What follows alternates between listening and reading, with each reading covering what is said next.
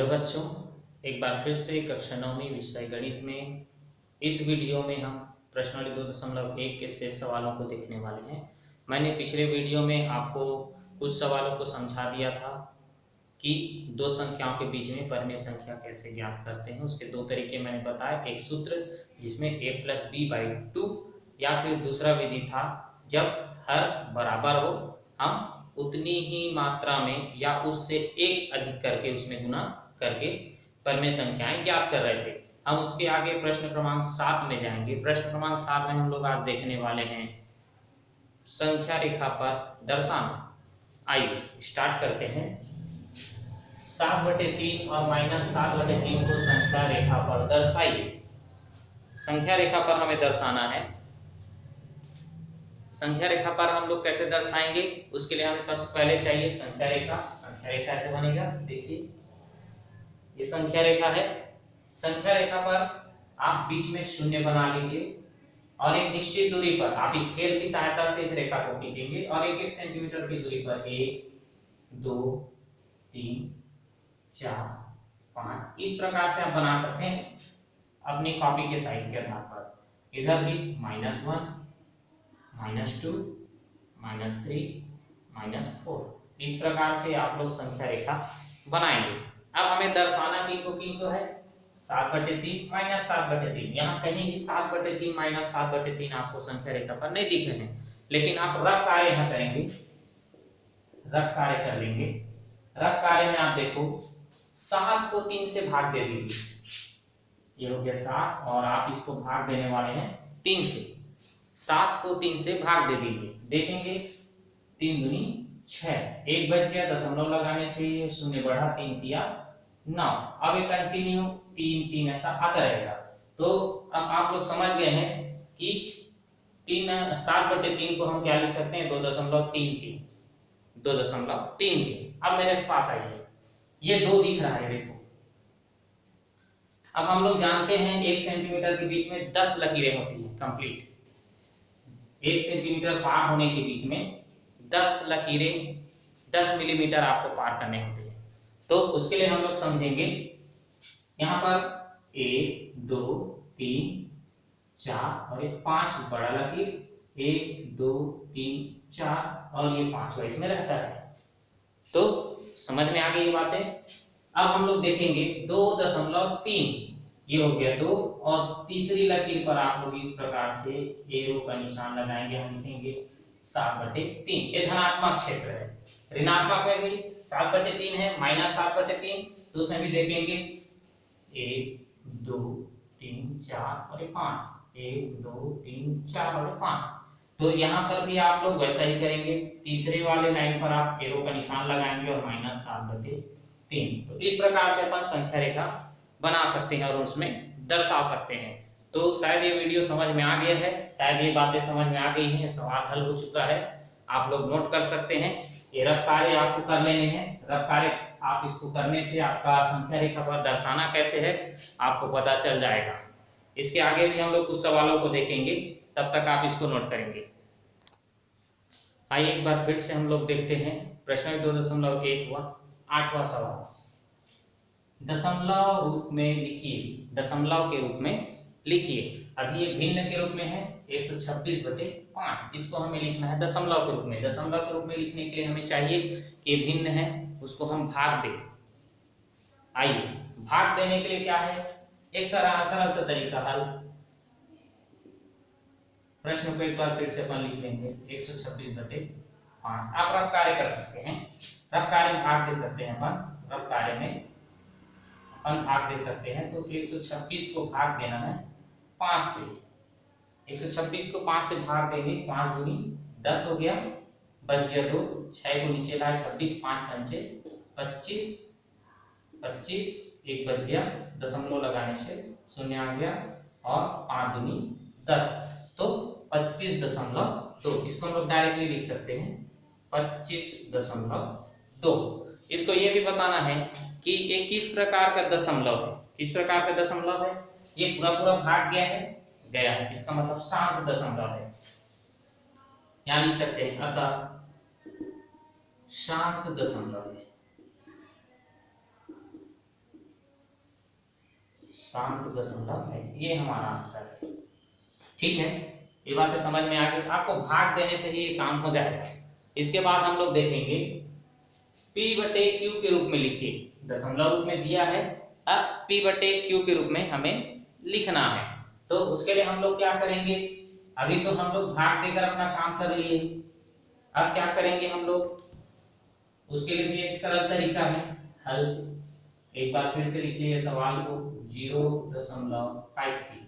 आइए, दशमलव के बाद जितनी संख्या है, दशमलव के बाद जितनी संख्या है उतना ही शून्य नीचे लगाएंगे। उससे पहले हम लोग जानते हैं कि सभी संख्याओं के हर में एक होता है, तो उससे पहले हम लोग इसको लिखेंगे। ये देखो मैं लिख रहा हूं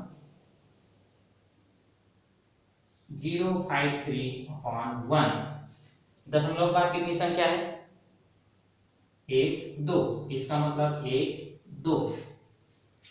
सबको समझ में आ गया, 053 लिख लिए। दशमलव के बाद कितनी संख्या, 2 संख्या, तो 2 तो शून्य अपन लगा दिए।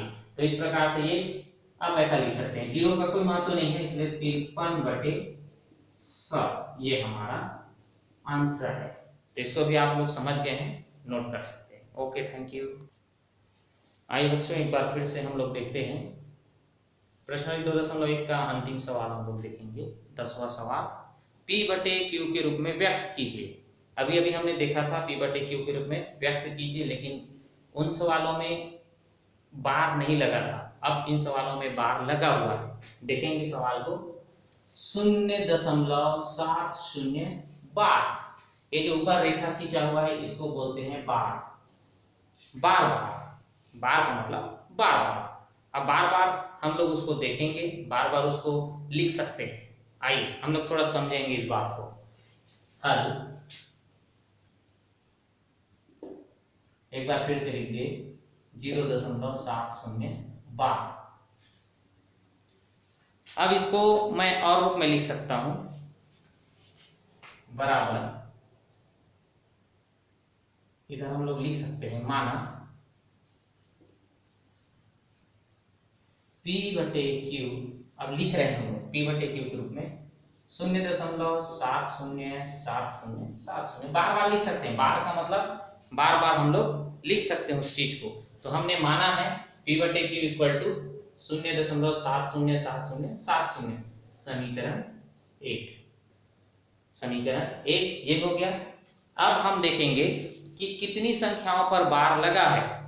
कितनी संख्याओं पर बार लगा है, 2 संख्याओं पर। हमें 2 संख्या पर गुना करना है, 2 संख्या पर, आधार संख्या पर गुना करना है। कैसे करना है इसको भी देखेंगे। 2 शून्य वाली संख्या कौन है, 100 है। आधार संख्या हम लोग मानते हैं अक्सर 10, 100, 1000। जब 1 अंक पर बार लगा रहता है 10 से गुना, 2 अंक पर बार 100 से गुना, 3 अंक पर बार 1000 से गुना। इस प्रकार से संख्या आधारित हम लोग गुना करेंगे। यहाँ पर 2 अंकों पर बार लगा है तो हम लोग 100 से गुना करेंगे। ये 1 अंक वाला है, 2 अंक, ये 3 अंक। आइए यहाँ लिख सकते हैं, समीकरण 1 के दोनों पक्षों में 100 का गुना करने पर, आइए 100 का गुना करने पर, अब इस प्रकार से इंप्लाइज दैट 100 का गुना P/Q में भी 100 P/Q ऐसा हो जाएगा, इक्वल टू, जब इसमें हम लोग 100 का गुना करेंगे इस वाले हिस्से पर, तो अपने पास 100 है, उसमें 2 शून्य है। यदि 2 शून्य यहाँ लगता है तो दशमलव यहाँ आ जाएगा। इसका मतलब 7 और 0 दशमलव से पार कर जाएंगे। जैसा एक बार हम लोग लिख सकते हैं 0.707070, इसका गुना हम लोग करने वाले हैं 100। आइए और समझेंगे, 100 P/Q इक्वल टू, जब 100 से गुना करेंगे तो 2 0 इधर लग जाएगा, तो दशमलव आगे बढ़ जाएगा। तो उसके लिए हम लोग लिख सकते हैं 2 संख्याओं को दशमलव के इस पार ले आएंगे, 70 ये बार का अर्थ है बार बार, है ना। इसीलिए अब ये दशमलव के बाद हम लोग 3 बार लिख सकते हैं, कोई दिक्कत नहीं। आइए, ये हो गया अपना समीकरण 2। समीकरण 2 में से समीकरण 1 को घटाएंगे। समीकरण 2 में से समीकरण 1 को घटाने का कैसे घटेगा उसको भी बताओ। पहले पद को पहले पद के साथ, दूसरे पक्ष को दूसरे पक्ष के साथ। आइए मेरे साथ घटाएंगे। पहला पक्ष है, इसमें का 100 p/q माइनस उसमें है खाली p/q इक्वल टू, दूसरे वाले समीकरण में है 70.707070, उसमें है 0.707070। ठीक है, हम लोग इस तरफ देखेंगे। Equal two implies that 100 p/q minus p/q। 100 में से एक बार p/q को घटाना है। 100 pq है मेरे पास, उतने में से एक बार p/q को घटाना है, तो 99 p/q। इसको समझिए, 99 p/q इक्वल टू, इस तरफ देखिए 70.707070 माइनस 0.707070। ये इतनी चीजें दशमलव के उस पार बराबर हैं। जब किसी भी संख्या को इस प्रकार से घटाते हैं तो उसका मान हो जाता है 0। दशमलव के इस पार ये 70 है और ये 0 है, तो 70 में से 0 घटाएंगे तो 70। इसका मतलब यहाँ क्या आने वाला है 70 वर्ष। आगे देखेंगे, 99 को पक्षांतर कर दीजिए, p/q इक्वल टू मिल जाएगा 70/99। अगर ये कटता है तो काट देंगे, नहीं कटता है तो रहने देंगे। आप प्रयास कर सकते हैं। अगर कटना है तो ये संख्या या तो फिर 5 से जाएगा या तो फिर 10 से जाएगा, लेकिन नीचे वाला केवल 3 और 9 से जाएगा। इसका मतलब ये कटने वाला नहीं है, अतः यही हमारा क्या है आंसर है। तो इस प्रकार से आप लोग शायद समझ गए हैं। इनको अच्छे से समझ लीजिए कि जब बार लगा हो आप किस तरीके से उनको भिन्न में कन्वर्ट, p/q में कन्वर्ट करेंगे। उसके लिए आपको इसको याद रखना पड़ेगा 10, 100, 1000। जब एक संख्या पर बार लगा हो 10 से गुना करेंगे, दो संख्या पर बार लगा हो तो 100 से, तीन संख्या पर बार लगा हो 1000 से। ये हम अपना आधार समझे। तो इस प्रकार से प्रश्नावली 2.1 समाप्त हो गया है। तो आप लोग पूरा इसको वर्क करेंगे। जो सवाल नहीं बनेगा उस पर हम लोग दोबारा से चर्चा करेंगे। आप लोग व्हाट्सएप ग्रुप के माध्यम से भी सवालों को समझेंगे और अपना फीडबैक उसमें डालते रहेंगे। तो शायद ये सवाल समझ आ चुके हैं। जो भी समस्या होगी आप लोग शेयर करेंगे। Okay, thank you.